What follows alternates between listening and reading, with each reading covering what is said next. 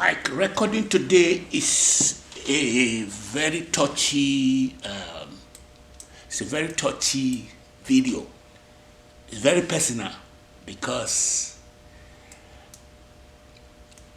I am breaking that stigma about mental health. Hello, everyone. Hello, in parentheses, infidel. Glad everybody is listening today. I'm breaking the silence. This is me. My name is Ogi Baba. I'm breaking the silence of my mental health. I am taking a bold step to share a significant part of my life with you.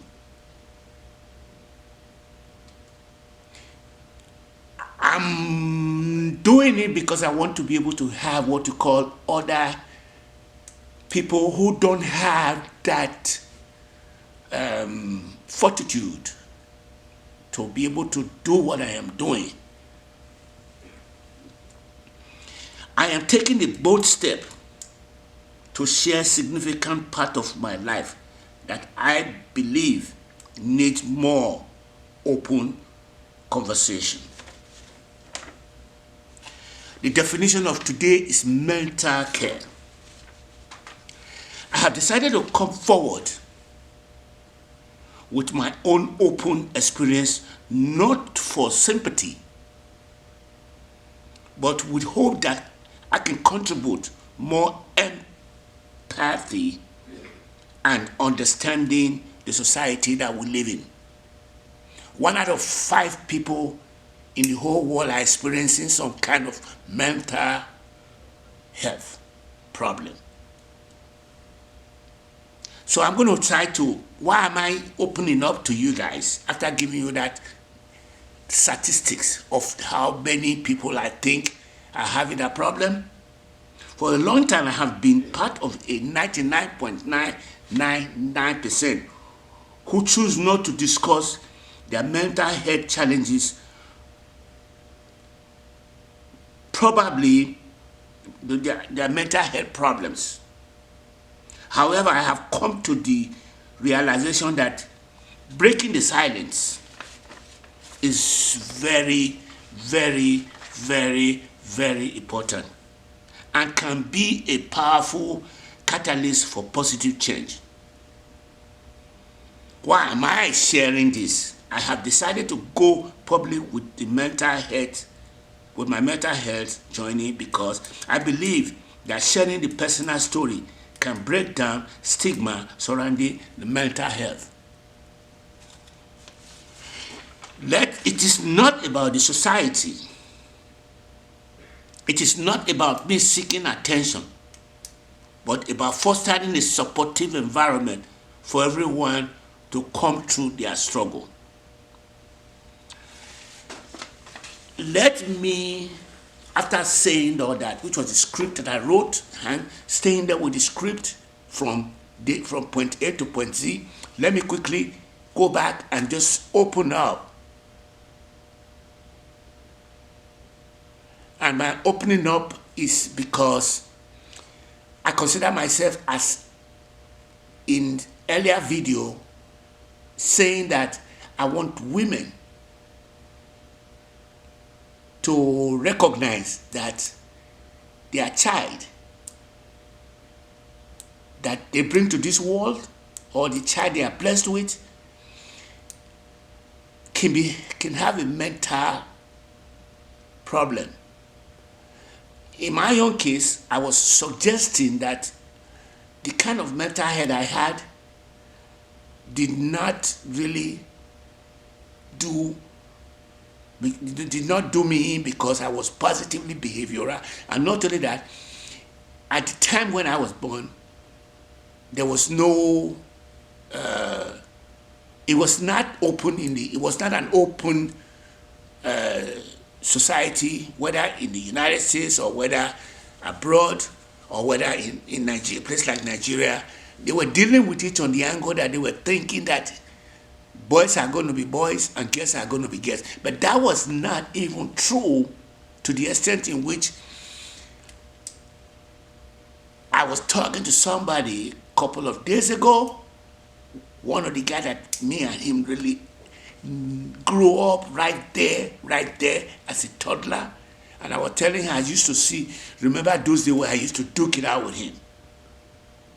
And he said, yeah, he acknowledged it. But the thing is that he himself doesn't have no,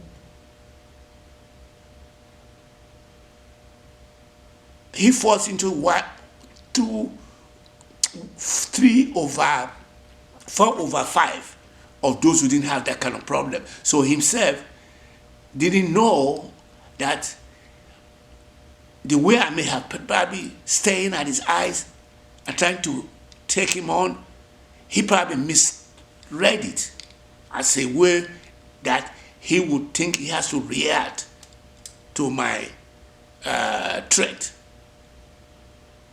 That, let me just stop there. And my sister, who is in the front of me, told me that I was not doing what other people are doing, which means I was not measured in my behavior. And she used the term azimi koko, azimi zimi. And if you see one of my Yahoo address, which I started about 10 years ago when I have a Yahoo address, Yahoo email, I said my address was azimi attention ADHD at AT&T.net. That was one of my email address. It was of significant to me then that I would have such an address, because I know I was dealing with issue that was way that I needed to take on, because as a kid, having lost my dad, went ahead and checked myself in to the primary school. I did notice that while I was checking myself into the primary school, I did not have what you call a birth certificate to be able to show, and I had to put my hands across my head like that to be able to check into the school. As I was in that school, the teacher then told us that he had a contract that he wanted to sign with us, which was, the contract was, we, as in the dugout in the continent, has a big challenge ahead of them, because himself was from a learned family, what I call a heir apparent to his own father, who was the Oswan family, and he was our teacher. And he was telling us that right at that very point in time, that we have a problem, and the problem we're going to have is that he sang to us and said, "Oh, gracious Lord, you see what the white man did. When they came one day, they brought fine things. When they came one day, the boat to call, sailed the boat and said, 'Get on board, you big black monkey, get on board.' And they started to laugh, 'Get on board, ha ha ha ha ha, get on board.' And they will roll along into say, we roll along. Then we roll along to Mississippi. I took that song literally because I was having a meltdown. Then I took it on and I went home and ran it by my loved ones. Why didn't they tell me about it? And they did not understand what I was saying. Having lost my dad at that point, my mom having 5 of us, got overwhelmed, and having another aunt of us crashing out with us, she decided to say the the aunt crashing out with us cannot be immorally be corrupting us, because she was still protecting us. As she was doing that, she would then talk, and I would then go and take what she was saying literally and go head on with my aunt. And my aunt would react to it without having to know whether I was having a mental problem. That's where it started. My sister would tease me with the same mental issue, but no solution was provided, and I ending to have go and stay with her sister, who were married to police officer, hoping that I can be disciplined, something like that. I will run home and I will run back. Let me now say that when I finished primary school, I did not do well, which is part of my mental issue then. I will check myself into another school and I will not do well again in another school. And I would then wing myself through it. At the time I winged myself through the second school, I would then check into another school because I wasn't doing well. That was when I knew I needed to have what you call a job.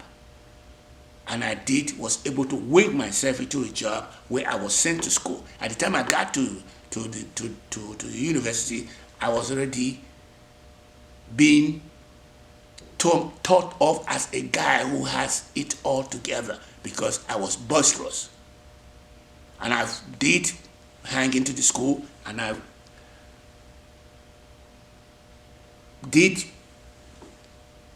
went into a bigger school of life by having 2 more jobs added to the job I had.